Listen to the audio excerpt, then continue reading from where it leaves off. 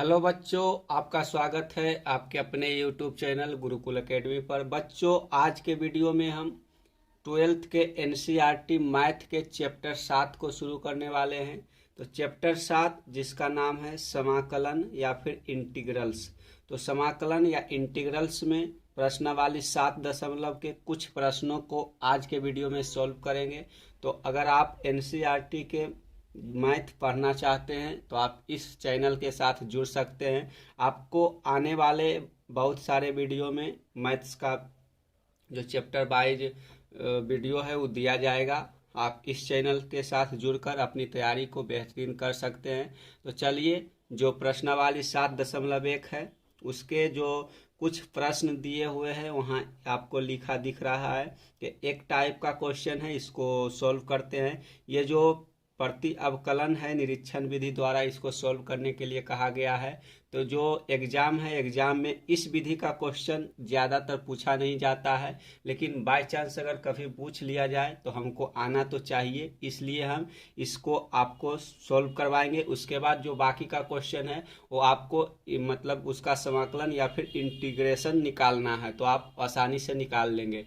इस चैप्टर को पढ़ने से पहले अगर आपको इसका फार्मूला पता है तो आप याद रखिएगा। बिना फार्मूला के ये क्वेश्चन आप नहीं बना पाएंगे, क्योंकि ये जितने भी क्वेश्चन है सही फार्मूला बेस है, इसलिए आप फार्मूला को जरूर याद रखिएगा। तो चलिए, यहाँ क्वेश्चन है कि निम्नलिखित फलनों के प्रति अवकलज या फिर समाकलन, प्रति अवकलज या प्रति अवकलज या फिर समाकलन दोनों का एक ही नाम है, जिसको इंग्लिश में हम इंटीग्रल्स या फिर इंटीग्रेशन बोलते हैं।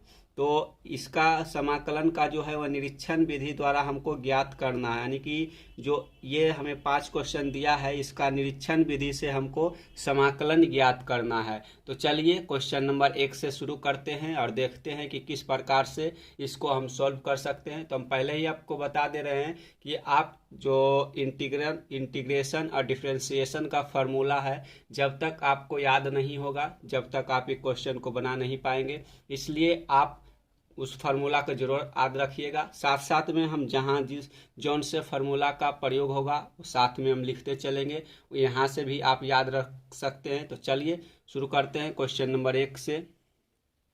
तो क्वेश्चन नंबर 1 जो है वो sin 2x है, इसका हमें इंटीग्रल्स निकालना है या फिर समाकलन निकालना है। तो चलिए शुरू कर देते हैं। तो क्वेश्चन नंबर 1 यहाँ लिख लिए हैं, ठीक है। आगे यहाँ लिखा हुआ है sin 2x। तो sin 2x का हमें समाकलन या फिर इंटीग्रेशन निकालना है। तो यहाँ लिखेंगे हल। हम जानते हैं कि एक फार्मूला हम यहाँ आपको लिख रहे हैं, वो आप जरूर ध्यान रखिएगा। dy/dx cos 2x बराबर होता है -2 sin 2x। यह एक फार्मूला है, इसी फार्मूला से हम इस क्वेश्चन को सॉल्व करने वाले हैं।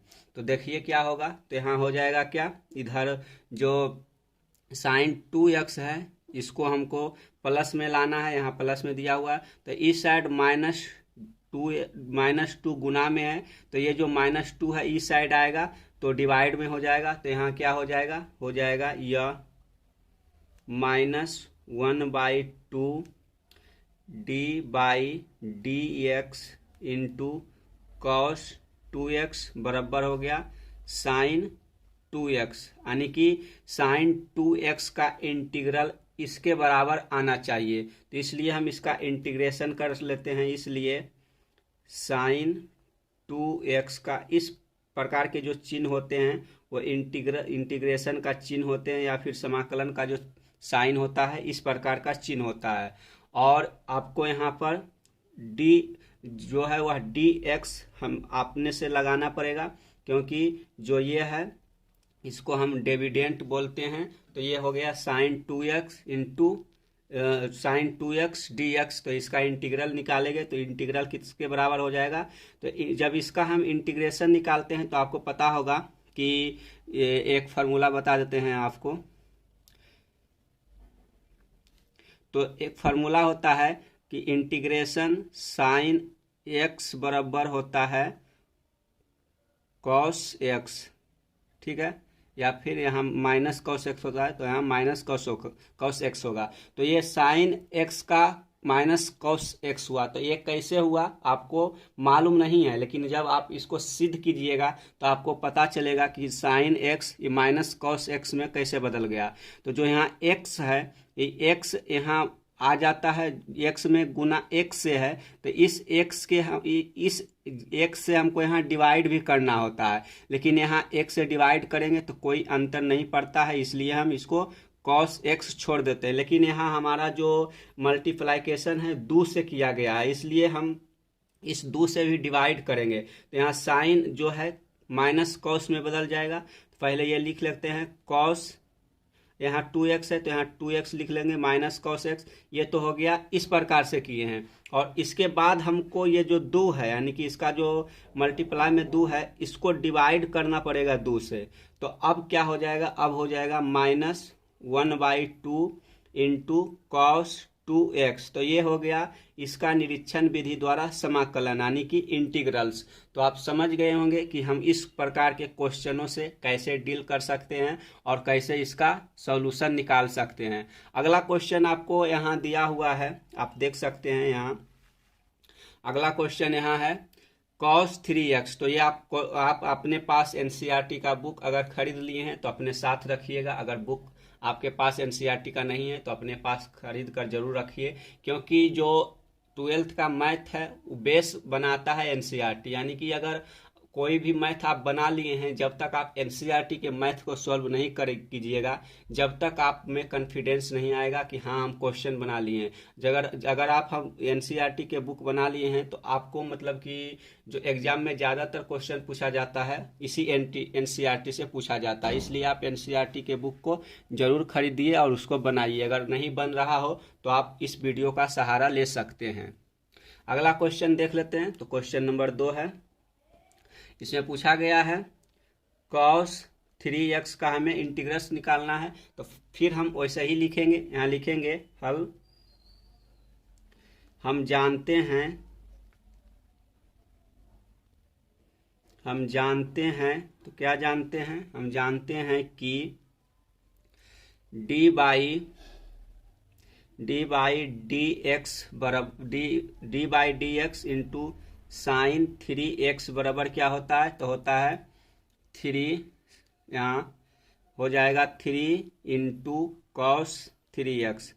तो यहाँ हो गया 3 कॉस x। तो अब हो गया, क्या हो गया, अब हो गया यह, इस 3 को इस साइड भेज देंगे तो क्या हो जाएगा, इस साइड जब भेज देंगे तो हो जाएगा, इसको हम जो cos 3x है इसको इधर ला लिए तो हो गया 3 cos 3x बराबर dy/dx इंटू साइन 3x। इस प्रकार से भी लिख सकते हैं और इसको हम ब्रैकेट में कर लेंगे, ठीक है।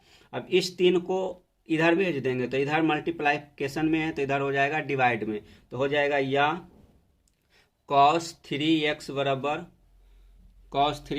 क्या हो जाएगा, ऊपर करते हैं तो cos 3x बराबर हो जाएगा dy/dx इंटू 1/3 साइन 3x। इतना हो गया। तो इसी को अब हम जो यहाँ 3x दिया हुआ है इसको इस रूप, जो ये है इस 3x को इंटीग्रल करके इस रूप में लाना है। तो चलिए अब कर लेते हैं। इसका हो जाएगा इस प्रकार के साइन, इंटीग्रेशन का साइन होता है, इसको हम दे देंगे। उसके बाद हो जाएगा cos 3x dx बराबर क्या हो जाएगा 1/3 into sine 3x plus c। एक बात यहाँ हम भूल गए, इसको आप जरूर अपने कॉपी में लिखिएगा। यहाँ प्लस c देना आप नहीं भूलिएगा। ये c को एक नियतांक बोला जाता है, तो आप यहाँ लिख सकते हैं कि यहाँ c एक नियतांक है। तो आप अगर इस प्रकार से लिखिएगा तो जो एग्जामिनर है वो आपको समझेगा कि जो बच्चा है काफ़ी समझदार है और समझकर क्वेश्चन बनाया है।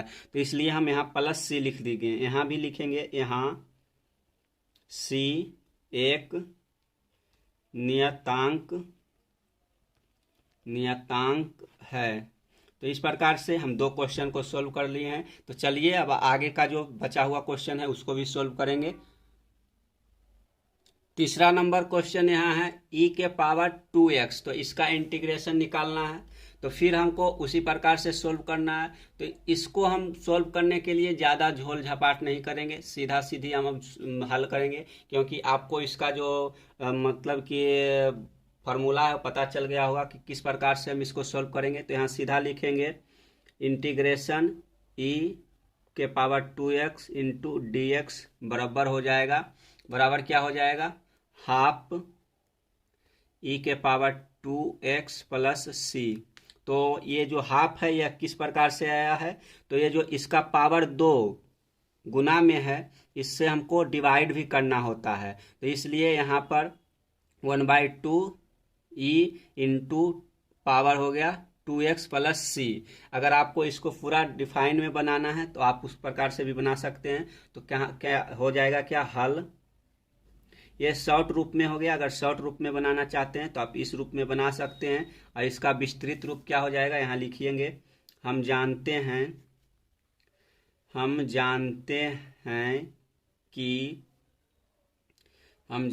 हैं कि d बाई डी एक्स ई के पावर 2x बराबर होता है 2 इंटू ई के पावर 2x। ठीक है। तो यहाँ जो ये 2 इधर मल्टीप्लाई में है, इधर डिवाइड में लाएंगे तो क्या हो जाएगा, ई के पावर 2x बराबर d by d x into हो गया 1/2 ई के पावर 2x। तो यही हमको निकालना था। तो ये निकल कर यहाँ आ गया है शॉर्ट रूप में, लेकिन इसको विस्तृत रूप में बनाएंगे तो इस रूप में बना सकते हैं, फिर हो जाएगा। इसलिए हो गया e के पावर 2x डी एक्स बराबर हाफ e के पावर 2x प्लस c, जहाँ c एक नियतांक है। इस प्रकार से भी सोल्व कर सकते हैं, या फिर आप इतना में भी सोल्व कर सकते हैं। मान कर चलिए जो ये 5 क्वेश्चन आपको दिया हुआ है ये सीधा सीधी फार्मूला ही दिया हुआ है। आपको जो चौथा नंबर क्वेश्चन और 5वां नंबर क्वेश्चन है उसमें थोड़ा सा इंटरेस्ट आएगा और आपको बनाने में मजा आएगा। चलिए बताते हैं आपको चौथा नंबर क्वेश्चन। चौथा नंबर क्वेश्चन क्या है, तो यहाँ चौथा नंबर क्वेश्चन आप बुक में देख सकते हैं एक्स प्लस बी का होल स्क्वायर है। ठीक है, ax प्लस बी का होल स्क्वायर है। तो इसको सॉल्व करने के लिए हम क्या करेंगे, तो इसको सॉल्व करने के लिए हम विस्तृत तरीका का ही अपनाते हैं, क्योंकि आपको शॉर्ट तरीका भी मतलब समझ में नहीं आएगा। धीरे धीरे जब आप क्वेश्चनों को सॉल्व करना सीख जाएंगे तो आपको वो मेथड भी समझ में आने लगेगा। तो यहाँ लिखेंगे हल हो जाएगा, हम जानते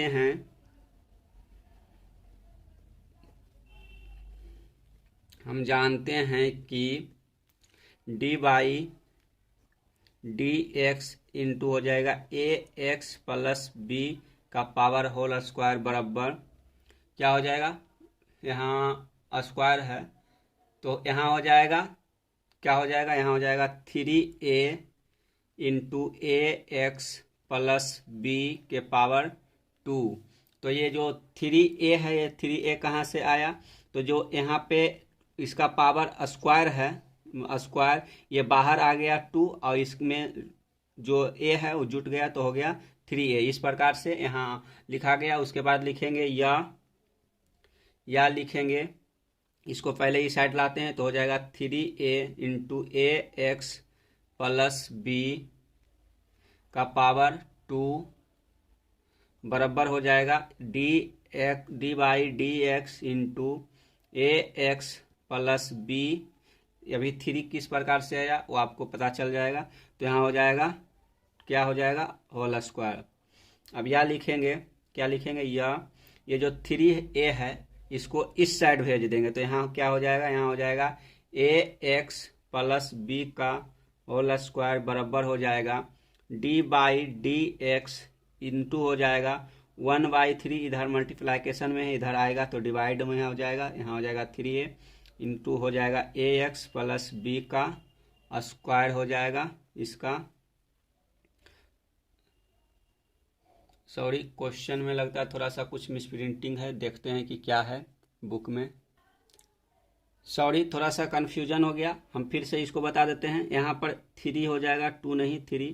क्वेश्चन में ax प्लस बी का होल स्क्वायर है। जब इसका हम डिफ्रेंसिएशन करते हैं तो जो इसका पावर इधर रहता है उसमें से एक पावर घट जाता है। आपको एक फार्मूला पता होगा कि ax अगर इस प्रकार से है तो इसका फार्मूला होता है a into n minus 1 by नीचे हो जाता है एन ए। इस प्रकार से हमारे पास निकल कर आता है। तो यहाँ पर क्या हो जाएगा, यहाँ पर जो है 3 माइनस, जो यहाँ पावर आपको यहाँ 3 आया है तो यहाँ 3 में से 1 घट जाएगा तो यहाँ 2 बचेगा। तो इस प्रकार से हमको यहाँ पर लिखना था। तो इस प्रकार से यहाँ 3 पावर था, इसके 3 में से 1 घट गया तो बच गया। तो इधर वाला को हम इस साइड ला लिए और इधर हो गया, यहाँ हो गया पावर 3। ठीक है, अब आगे लिखेंगे, इसका पावर 3 हो जाएगा। अब आगे लिखेंगे यह हो जाएगा, इसका जो है इंटीग्रेशन करेंगे तो इंटीग्रेशन करने पर क्या हो जाएगा, ax प्लस बी का स्क्वायर हो जाएगा इंटू dx हो जाएगा, बराबर हो जाएगा क्या, तो बराबर हो जाएगा 1/3a into ax plus b का क्यू प्लस सी हो जाएगा। इस प्रकार से हमारा जो उत्तर है वो निकल कर आ गया। यहाँ लिखेंगे जहाँ सी एक नियतांक है। समझ में आ गया होगा आपको क्वेश्चन कि किस प्रकार से हम इसको बना सकते हैं। अगला क्वेश्चन देख लेते हैं, क्वेश्चन नंबर 5। उसमें क्या पूछा गया है, सॉरी थोड़ा सा दिख नहीं रहा था, आप लिख सकते हैं। चलिए अब क्वेश्चन नंबर 5 की ओर चलते हैं, उसको सॉल्व करते हैं। चलिए क्वेश्चन नंबर 5 को सॉल्व कर लेते हैं। इस क्वेश्चन को सॉल्व करने में आपको मज़ा आएगा। यहाँ लिखेंगे हल। इस प्रकार के क्वेश्चन को हम सॉल्व करने के लिए अलग अलग सॉल्व करते हैं, तो इसको हम डायरेक्ट मतलब कि लॉन्ग विधि से सॉल्व नहीं करेंगे, आपको शॉर्ट विधि से अब समझ में आ जाएगा। क्योंकि हम जो चार क्वेश्चन सॉल्व किए हैं और लॉन्ग विधि को जिस प्रकार से किए हैं उसी प्रकार से अब शॉर्ट विधि में चलेंगे। तो यहाँ हो जाएगा, क्या हो जाएगा, तो यहाँ है इंटीग्रेशन हो जाएगा साइन 2x माइनस 4e का power 3x into D x हो गया। अब इसको हम जो माइनस है, माइनस के मानी कि अगर दो स्टेप आपको दिया हुआ है, बीच में अगर प्लस और माइनस है तो दोनों को आप अलग अलग इंटीग्रेशन कर सकते हैं। तो यहाँ हो जाएगा बराबर sign 2x dx minus 4 integration हो जाएगा 4e 3x dx। इस प्रकार से आगे हो जाएगा बराबर साइन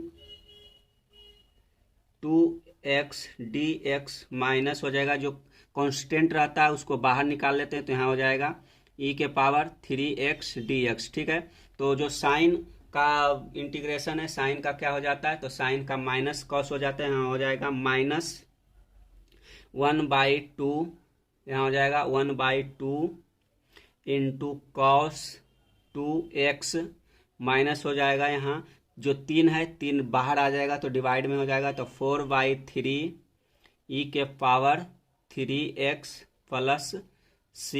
इस प्रकार से हमारा क्वेश्चन निकल गया। तो आपको समझ में आ गया होगा कि ये जो माइनस 1/2 है ये कहाँ से आया है। तो जब हम साइन 2x को इंटीग्रल कर रहे हैं तो साइन 2x का इंटीग्रेशन हो जाता है माइनस कॉस 2x बट्टे 2।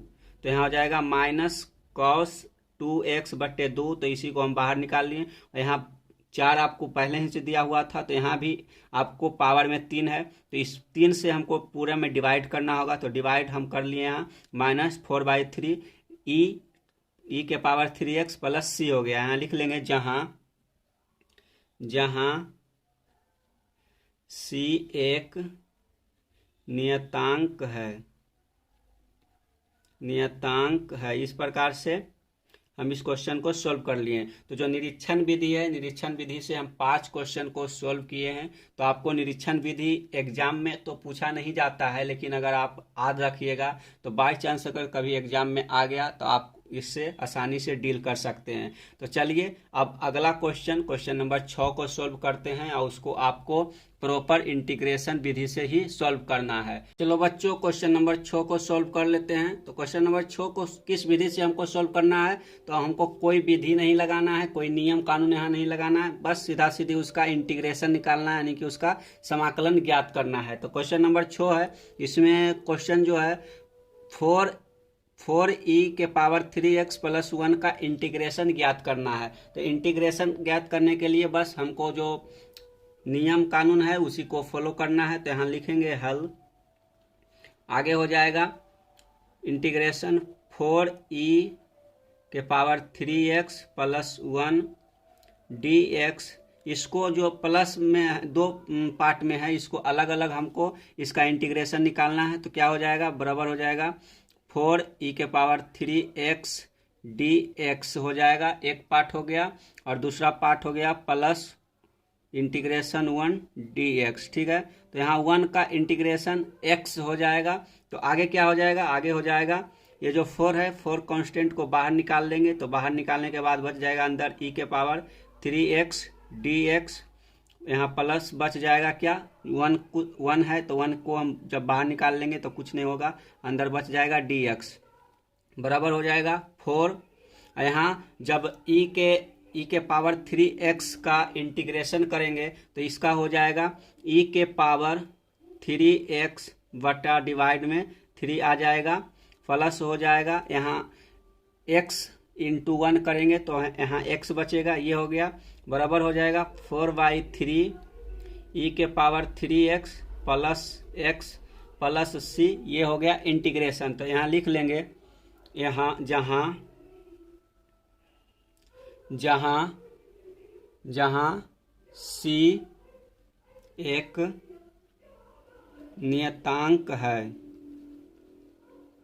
जहाँ c एक नियतांक है, इस प्रकार से आप क्वेश्चन को सॉल्व कर सकते हैं। तो चलिए अब 7 नंबर क्वेश्चन को सॉल्व करते हैं। इस वीडियो में हम क्वेश्चन नंबर 10 तक सॉल्व करेंगे, फिर अगले वीडियो में हम बाकी के बचा हुआ क्वेश्चन को सॉल्व करेंगे। तो 7वां नंबर क्वेश्चन की ओर चलते हैं। चलो बच्चों, क्वेश्चन नंबर 7 का इंटीग्रेशन निकालना है। तो क्वेश्चन नंबर 7 को भी हम अलग अलग पार्टों में इंटीग्रेशन निकालेंगे। तो यहाँ क्या हो जाएगा, यहाँ हो जाएगा हल, इसको अलग अलग पार्ट में करेंगे तो यहाँ हो जाएगा बराबर x² माइनस, गुना कर देंगे अंदर तो क्या हो जाएगा, x² minus x² into 1/x² dx हो गया। ठीक है, इसका इंटीग्रेशन ज्ञात करना है। तो ये कट कर क्या हो जाएगा, ये कट कर हो जाएगा x² माइनस 1 dx, ये हो गया x² कट गया तो यहाँ 1 बच गया। आगे हो जाएगा x² dx माइनस dx हो गया। ठीक है, तो x² का इंटीग्रेशन क्या हो जाएगा, x² का इंटीग्रेशन हो गया x³ minus x plus c। तो जो यहाँ x का पावर 2 है, ये क्या होता है, जब इंटीग्रेशन होता है तो इसका पावर अगर आपको निकालना होता है तो x² का हो जाता है x का पावर n+1 बाई हो जाता है n+1। इस प्रकार से पावर जुड़ जाता है। तो यहाँ x का पावर 2 था तो यहाँ हो जाएगा जब x का पावर इंटीग्रेशन में है तो बराबर बाहर निकलने के बाद हो जाता है x का पावर n+1। तो n के जगह पर 2 था तो +1 हो जाएगा तो 3 हो जाएगा, और नीचे n+1 था तो यहाँ 2 + 1 3 हो जाएगा, और यहाँ dx का इंटीग्रेशन x हो गया प्लस c हो गया। तो यहाँ लिख सकते हैं जहाँ c एक नियतांक है। तो क्वेश्चन नंबर 7 सॉल्व हो गया। क्वेश्चन नंबर 8 को सॉल्व करते हैं। क्वेश्चन नंबर 8 है integration ax² plus bx plus c into dx। हल हो जाएगा इंटीग्रेशन का sign ax² plus bx plus c dx बराबर क्या हो जाएगा, तो बराबर हो जाएगा, यहाँ लिख लेते हैं नीचे, तो बराबर हो जाएगा a हो जाएगा ax² dx plus bx dx plus c dx, यानी कि सबका अलग अलग इंटीग्रेशन होगा। तो यहाँ जो कांस्टेंट है उसको बाहर निकाल देंगे, तो यहाँ एक कांस्टेंट है ये बाहर हो जाएगा x² dx, यहाँ हो गया b बाहर, तो अंदर बच गया x dx, यहाँ हो जाएगा जो c है कांस्टेंट बाहर dx हो गया, बराबर हो जाएगा a। तो उसी प्रकार से सॉल्व करना है। हम अभी आपको पावर बताए थे कि पावर किस प्रकार से जुड़ता है। अगर पावर का अगर इस प्रकार से x इंटीग्रेशन अगर आपको, चलो यहाँ हम बता देते हैं, अगर x है तो इसका जब इंटीग्रेशन होगा तो इंटीग्रेशन होने के बाद क्या हो जाएगा, x यहाँ अगर 1 है तो यहाँ होता है x का पावर n प्लस 1 और नीचे हो जाता है n प्लस 1। इस रूप में x का इंटीग्रेशन होने के बाद ये बाहर आता है। तो इसी प्रकार से यहाँ स्क्वायर है, तो जो अब स्क्वायर जब इंटीग्रेट होकर बाहर आएगा तो क्या हो जाएगा, तो यहाँ हो जाएगा क्या, तो यहाँ हो जाएगा x का क्यूब, x का यहाँ हो जाएगा x का क्यूब बाई नीचे हो जाएगा क्या, तो नीचे वही जो x का क्यूब बटे हो जाएगा नीचे 3, एक मिनट, हाँ 3 हो जाएगा, प्लस हो जाएगा, यहाँ क्या हो जाएगा, तो यहाँ x का जो x है तो x जब बाहर निकलेगा तो हो जाएगा x² बाई 2 प्लस c, और dx का जो इंटीग्रेशन है x होता है, तो इस प्रकार से बाहर आ गया, बराबर हो जाएगा ax³ by 3 plus bx² by 2 plus cx plus c। इस प्रकार से उत्तर हमारा निकल गया। और लिख लेंगे जहाँ c एक नियतांक है।